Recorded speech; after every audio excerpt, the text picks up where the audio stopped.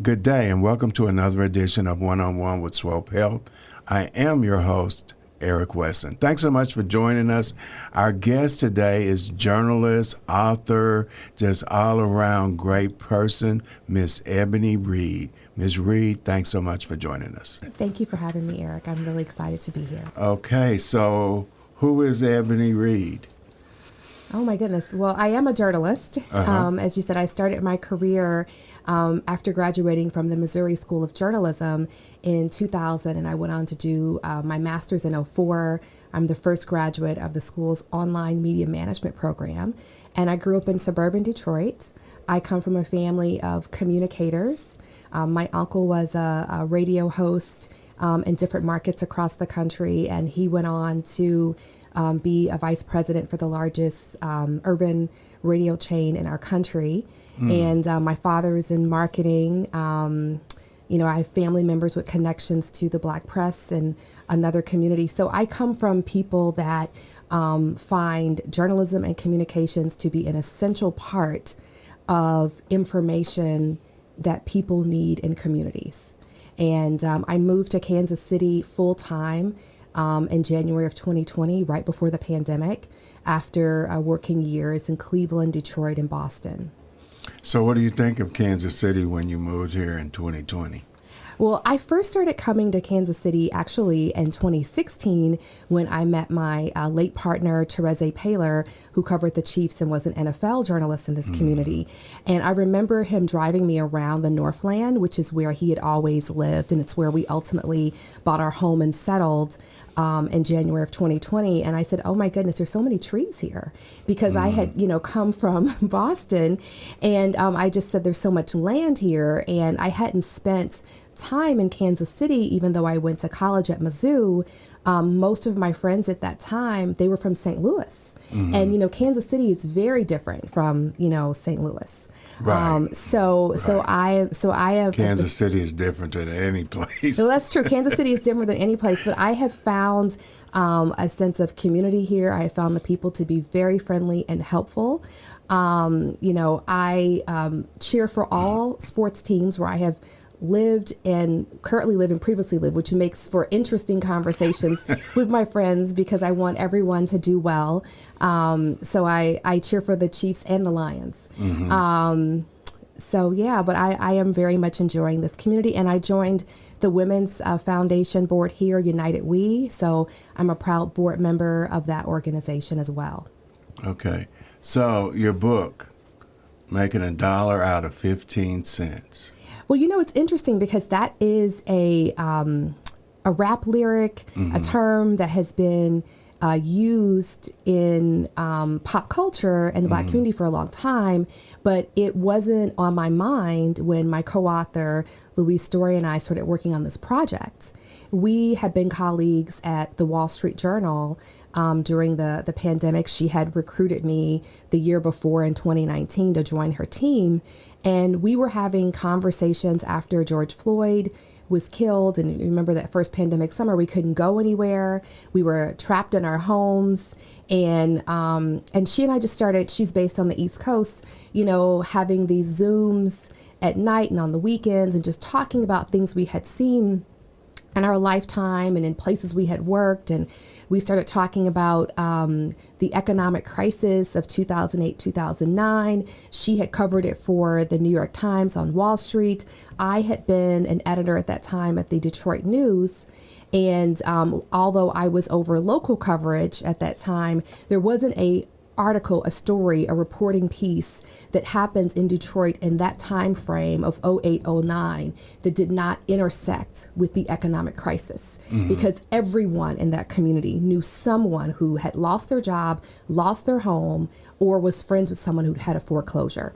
And so I had for a very long time thought about what happened to Black families and Black wealth coming out of that crisis. And as Louise and I began to talk more that summer, we realized that there are many excellent books on redlining and slavery and taxes and the tax laws that impact Black families, but there isn't a book that exists that, explained the Black-white wealth gap and its, origins historically, and then came all the way across history in our country and had real contemporary people living today that are impacted by the gap. So that's how we came together to do the book, and that's why we did it. And, you know, a typical Black family has 15 cents in wealth for every $1 a typical white family has. And that's from Federal Reserve data. So, you know, we looked at that. We looked at the fact that a typical Latino family has 22 cents on the dollar, but that does not take into account undocumented workers. And some researchers think if you factor that in, the data would be closer to the wealth that Black families have. And wealth, of course, is everything that we own minus everything that we owe. And Louise and I have been traveling the country since February, holding community symposiums, helping educate the public on the difference between wealth and income.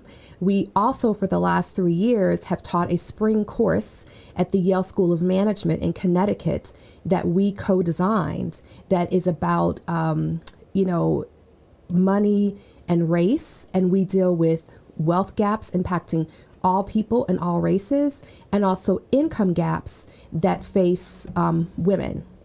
And so in our conversations and educating the public, you know, we have found that many people don't understand or have some confusion, you know, around what the difference is between wealth and income. And there are surveys that show that 40% of white Americans think that the Black-white wealth gap has gone away. And there are also surveys that show that 30% of Black Americans know there is a gap, but greatly underestimate it. So they think that their wealth, you know, gap might be 50%, that they might have half of what white Americans have, or they think that they might have 70%. But when we come with our charts and our graphs for our community symposiums, and we explain this is data from the federal government, and we put them up on the screen and we explain it to people, you can hear audible gasps. People are shocked, you know, by the data. And our book that we co-reported and co-wrote, 15 cents on the dollar, How Americans Made the Black-White Wealth Gap, is a collection of stories of people's history, data, and also, you know, records. But it is wrapped in the stories of people. So it reads in a narrative style. It almost feels like you're reading a novel. But we've traced back all of the main families in the book, their family trees back 5 to 6 generations. And those people include Andrew Young, who many may recognize as the former mayor of Atlanta and ambassador in our country.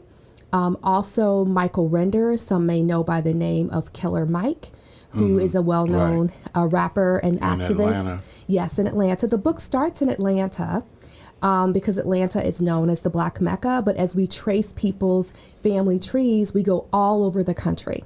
And so Ryan Glover, who is a entrepreneur and television executive, he is included in the book, and he's also one of the founders of Greenwood, which is a fintech. So Andrew Young, Ryan Glover, and also Michael Winder were part of that founding team for Greenwood. And that banking effort, which started in 2020, had the stated mission to try to close the Black-white wealth gap. So as you're reading about the people in our book, you also read about this business effort and some of the challenges and ups and downs that it faces as it's trying to address this very complicated, you know, issue in our society.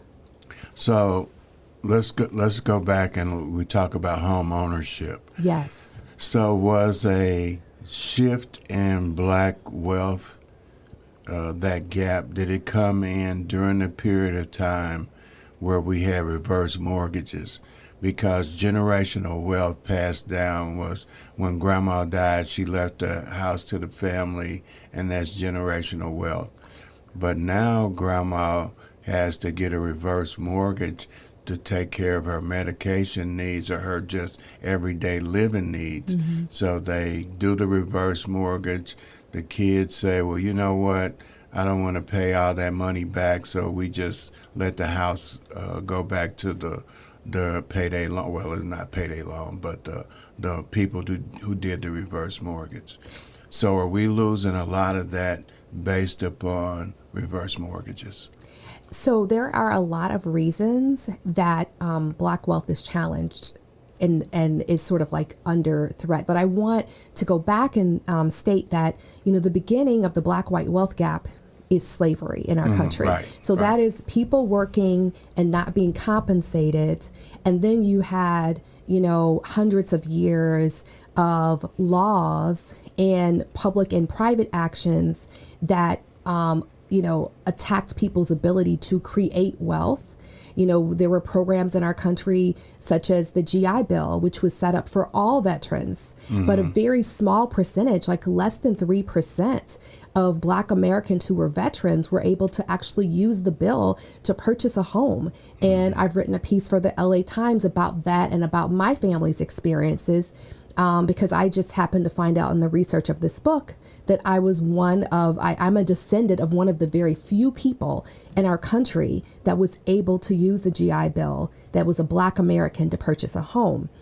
The number one driver of the wealth gap in our country is inheritance. There's so little wealth in the hands of Black Americans to pass along, and people inherit money from their family throughout their lifetime. It's not just when a person dies, but it could be the fact that your family is wealthy, so therefore someone in your family can give you money for a down payment on a home, which is less likely to happen for Black Americans. It could also be that someone in your family has the ability because of wealth to help you during a downturn, so you don't have to borrow against your 401k or pull money out of your retirement, which is less likely to happen for Black Americans. Or it could be that someone could pay for your college education. So by the time we get to, the end of life where our seniors are having to, seek out a reverse mortgage, as you mentioned, there have been a lifetime of other things that happened that maybe they weren't able to do because they lacked, wealth. Our book does cover heirs' property and the complications that happen when people don't have clear title, on their assets.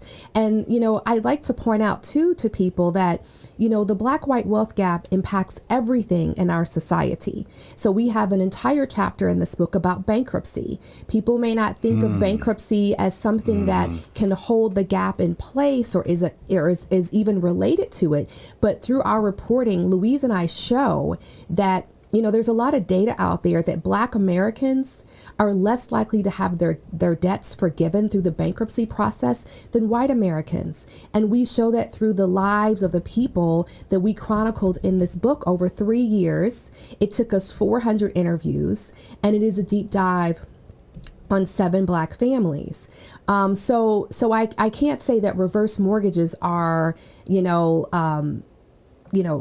me, that's just another symptom of our situation, in this country.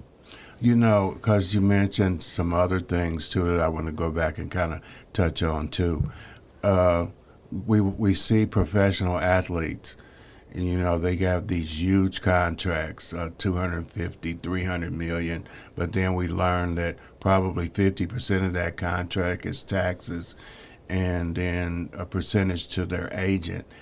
How does that affect our wealth as Blacks overall? And number 2, does a lot of it have to do with financial literacy? Give you an example. We watch football. You said you watch football. So you see the athletes out on the football field playing. They have $1 million chains on around their neck while they're playing. God forbid that the chain gets broken and they lost out on the football field. But I guess somebody goes by and gets it. But do we spend money wisely to build wealth? So let me say this, Eric. So the Black-white wealth gap, 15 cents in wealth that a Black family holds, a typical Black family, for every $1 that a white family has, is true in the mean, which is the average, and it is true in the median, which is the full distribution, of the data, and then that point in the middle. One of the most common questions that we have received, or we've been out talking to, different communities, is if we were to pull all of the billionaires, which are mostly white, out of the data, would the black-white wealth gap go away? And the answer to that is no. Because it is true, this statistic is not always the mean and the median are the same number, but it happens to be in this most recent data release from the Federal Reserve. There are always outliers in every community. And a Black American who is a multi-millionaire is an outlier when we look at the data, because the data tells us from the Federal Reserve that a typical Black family has 15 cents in wealth for every $1 a white family has. Different people have different views about, how effective, financial literacy information is. I personally believe financial literacy is good for all Americans, regardless of, their backgrounds. But the approach from financial literacy does put the onus on the individual to fix their situation. And what Louise and I were able to show through our reporting is that there are systematic structures put in place by society, by government, by private practice that have created the situation and contributed to Black Americans finding themselves in a situation where they have 15 cents in wealth for every $1 that a white family has. Okay, so the wealth is assets. Wealth is your assets. It is like thinking of your net worth. So again, wealth is everything that you own minus what you owe. And because we're on the Swope Health podcast, I do want to make that connection with health. And so I was looking recently on the National Institutes of Health website, and there were some statistics I was looking at that pointed out that our wealthiest Americans live on average 10 to 15 years longer than our poorest Americans. And so, if you are, in a group of people, and we see this bearing out through health statistics that have not a lot of, wealth, it will impact where you can live. Like we talked about home ownership. It'll impact the ability to purchase food that may be expensive. It'll impact your quality of life. We have the story of one woman in our book who is trying to, raise her children as best she can. And her children's father is incarcerated. And she ended up going to college, amassing a huge amount of student loan debt because there was not good childcare options for her, she said, for her children. But at least when she was in school, she could take her kids with her. And so I think what people will find in our book is they will find the stories of people where they will be really touched and really connect and understand, that this data is not, faceless statistics. This is the story of our country. And these are the stories of people that are our neighbors, our friends, our relatives. So now that you have the information out there, and people can realize there is a problem, has it led toward people having conversations about solutions? We hope so. Louise and I, as journalists, we don't give, we don't make policy recommendations, but we do give some personal recommendations at the end of our book. And our number one goal has been to make 15 cents on the dollar a nationally recognized statistic, because we do think if more people understood this statistic, that it would impact how they think about everything from criminal justice reform, affordable housing, student loans, tax policy. And so we encourage people at some point in their lives, if they are able to partner with a person who is different from them so that they can understand that person's experience in society. And so, Louise and I, she lives on the East Coast. She is a white American. I'm based here in Kansas City. And so through our partnership, we were able to come together and create this book. We also strongly encourage people to think about wealth transparency in our country. The data that I'm citing from the Federal Reserve comes out every 3 years. It's not collected or released in a way that would allow me to tell people whether a Black family in Kansas City, a typical Black family, is wealthier than a Black family, say, in Detroit, Michigan. We get a lot of questions about geography, and the data isn't sliced in a way that we can answer that. So one of the things that I thought about while you were talking was we talk about median household income. Mm-hmm. And in Kansas City, they used a formula to determine how much money a person, what's affordable rent, whatever Mm-hmm. that is. And I still to this day don't know what affordable housing is. And so in the formula that they used, they included Gladstone. So people in Gladstone have a higher income wealth or bracket than people in the urban core. So they mix them together, they do the division or whatever that math is. And so they determined that people in Kansas City, as well as the surrounding areas, could afford to pay $1,200 a month rent. And that's not affordable for most people that are making minimum wage in the urban Mm-hmm. core, but mixing those two. So my question is, in your formula and what you've researched, do they have a tendency to kind of mix incomes in the area, but you were more focused on individual families?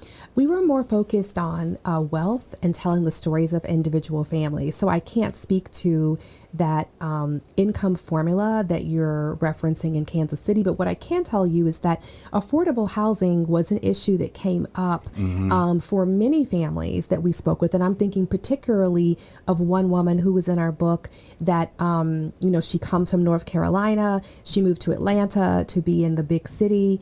And she also was thinking a lot about how to raise up her family economically. She is a Black American. Affordable housing is an issue across all income brackets that people face. And I say that because this woman was earning $100,000 plus a year. She was in a good job. She was saving her money for to purchase a home, but she had so many, pressures on her as she was trying to help her family that at the end of 3 years of chronicling her for her story in our book, she still had not been able to buy a home. And, one of my colleagues at the Marshall Project, which is a news nonprofit that focuses on the criminal justice system, I'm also their chief strategy officer, said to me, many months ago, and I think about this a lot, that Black wealth goes like this, horizontal, and white wealth goes like this, vertical. And what she was saying to me was that often if you have a little bit and you are a Black American, you are likely to be related to other people who are in need. And you are constantly trying to figure out who you can help, but also still helping yourself.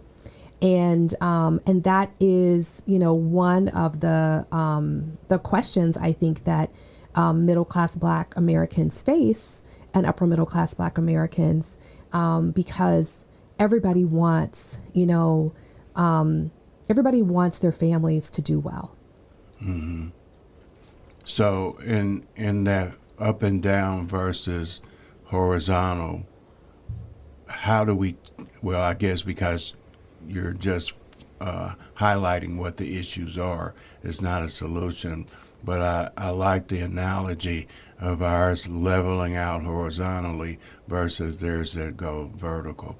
And how do we change that? And when we talk about affordable housing, and you have that in your book, one of the things that concerns me most about those so-called formulas is that you said that somebody had $100,000. Well, they can afford to pay $1,200 a month rent. So how do we get it to where people that are making minimum wages have affordable housing too that might be $600 or $800 a month, and not have to live in a place so small you got to go outside to change your mind? Mm-hmm. So how do we change that mentality that people have? Well, I do think one of the first steps is information and education. So it's very hard for people to want to change something, Eric, that they don't even recognize is a problem, or they don't have the data on it, or they don't understand it. So, I hope people will read 15 cents on the dollar. I can't wait to get my copy. You know what? I meant to bring you a copy this morning, but I'm going to take care of that before the end of the day. So I can't wait to. So how can people get the book? The book is available, everywhere. It's on Amazon, Barnes & Noble, online, Target. You can go to our site, 15cents.info, and we have links also to Black bookstores and ethnic bookstores across the country that are carrying it. So if people want to support small businesses, that is also an option too. Okay. All right. Well, listen, it has been an absolute pleasure having you. You've given us so much information. Tell people how they can get in touch with you if they have more questions or they want you to come and speak to their church group or whoever. How can they get in touch with you? So I can't accept all the invitations that I receive, but I'm glad you accepted mine, but go ahead. But thank you so much. But 15cents.info is our site. I'm also very accessible and active on LinkedIn. So if people want to connect with me there, drop me a note. I do try to respond, as quickly as I'm able. So tell people what LinkedIn is, because we have some people that are not internet savvy. Oh, sure. LinkedIn is a platform where a lot of professionals go and share information about their backgrounds. You can leave a message for someone there. You can direct message them, which is like sending an email. And I am on that platform, but people can also go to 15cents.info, and we also have charts, graphics, and information on our book there. All right. How long did it take you to do it? The book? Louise and I have been working on this book for 3 years. Wow. 400 interviews, a deep dive on 7 families. Wow. 3 years. What, once a week you work on it, or like? Is that a joke? Is that a joke, Eric? Once a week? Is that a joke?